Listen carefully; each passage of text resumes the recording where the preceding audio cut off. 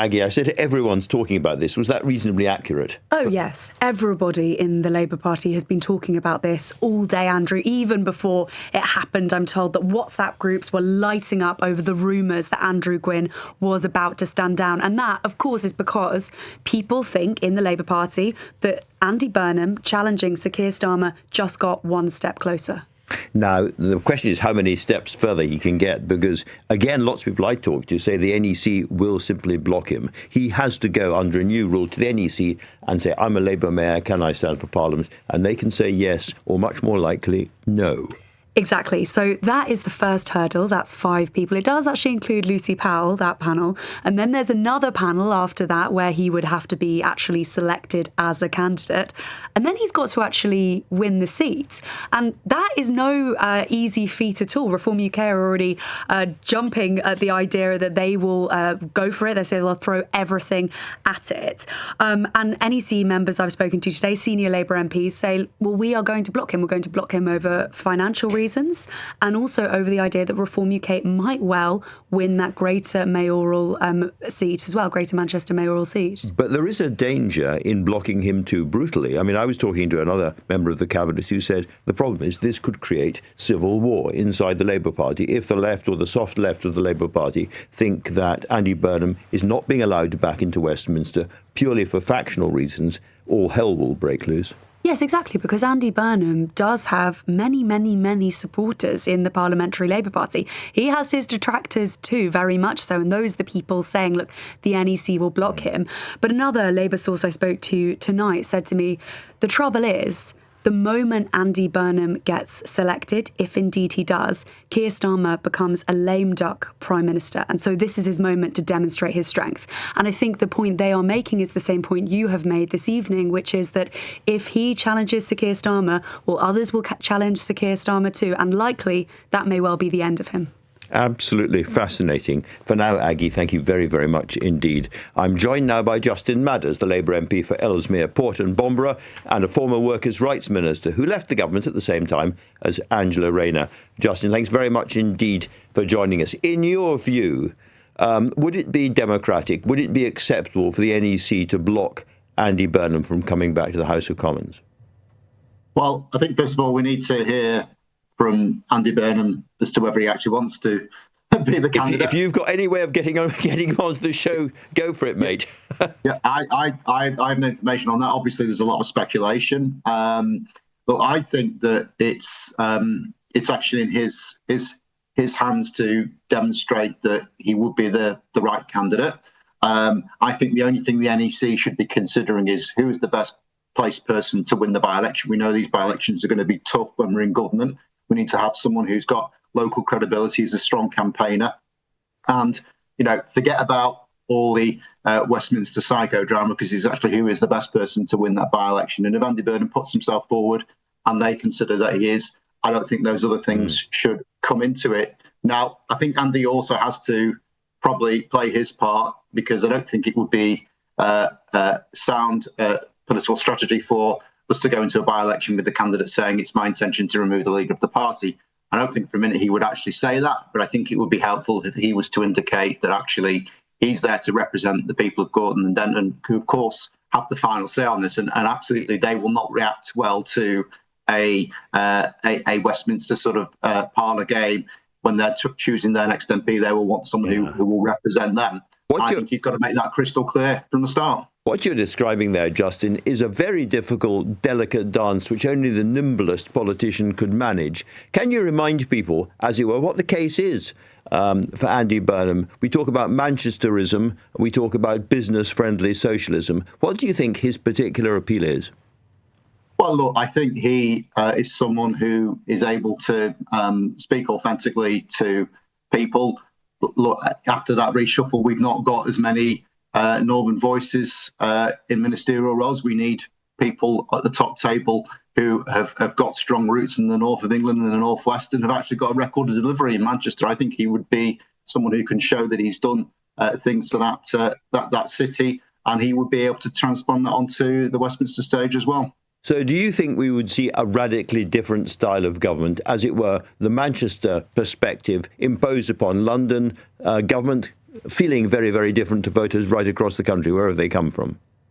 Well, look, I think that's jumping the gun somewhat, isn't it? Because actually, this is a by-election for a Westminster seat. It is not a general election. Not and I think quite. the mistake, not quite, not by a long shot. And I think the mistake that could be made is if it was portrayed as a referendum on the Prime Minister or a general election, because actually voters don't like being taken for granted. They don't like candidates being imposed on and assumptions made about what they want. He would need, any candidate is going to need to be able to show a strong commitment to that area. I think Andy's in a good position to do that, by the way. Justin, you're an old lag. You've been around the block a few times. You know perfectly well that if he stands, that is exactly how it's going to be seen. It will become about Keir Starmer within a millisecond. Yeah, but it's also within his and Keir Starmer's gift to make it about the people of Gorton and Denton and the Labour government's record and why we deserve another Labour MP. I think that it wouldn't go down well, I think, with a lot of people if this was seen as a Trojan horse for a leadership campaign, because actually it's a by-election for a parliamentary constituency. Sweeping that all to one side and off the table, Justin, straightforward question. Would you like to see Andy Burnham back in the House of Commons? Yes, I would. And I think any Labour member and supporter will want to see our strongest players on the biggest pitch. Now, I actually think lots of our Metro mayors are doing fantastic jobs, and you know, there's a judgment as to whether they can get more delivered as a mayor or as an MP. And if Andy's judgment is that actually he's delivered an awful lot for Manchester, but it's now time to move back to London, then I'd be happy to see that happen. Justin Madders, thank you very, very much indeed for talking tonight. And now it's only right we get a view from Manchester as well. So let's speak to Graham Stringer, the Labour MP for Blakely and Middleton South. Graham, great to have you back on the show. I think last time we talked about this, you said, well, I'm not certainly going to go up my seat for Andy Burnham, and you sounded quite hostile to the whole thing. How do you feel at the moment? I agreed with about half of what Justin said, that if Andy was to step down as mayor and go for Denton and Gorton, we would actually be, he may or may not win that, but we would be having to fight an election across Greater Manchester for the mayor of Greater Manchester. Yeah. And you only have to look at the opinion polls to see that Reform might win that. Now, I don't want to be an MP in Greater Manchester with a Reform mayor.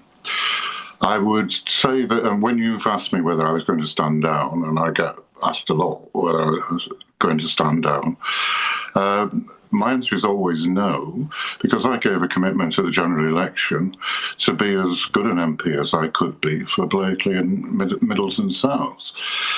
Andy gave a similar commitment to be mayor. Yeah. And I think that the electorate hate being used. The electorate of Gorton and Denton and Gorton would want somebody who was interested in Denton and Gorton. Now, Andy at the moment represents all of Greater Manchester. He's not got a particular interest in Denton and Gorton as far as I'm aware. And so I think we would be open to one of these really nasty by-election campaigns. I think that might well be the case. Would your advice, therefore, to be to your colleagues on the NEC, if he applies to be the candidate in that seat, to say, sorry, mate, no? I've worked closely with Andy. It's a pleasure to canvass for him. I've never canvassed for a candidate who is as popular as he is. But I don't think there is a straight read across from having a hugely popular mayor to manipulating it into a situation where he takes on a Labour Prime Minister who is the most unpopular Labour Prime Minister there has ever been. I don't think that necessarily works, partly for the reason that Andy he has been such a good mayor of Greater Manchester. He has been the voice of the North.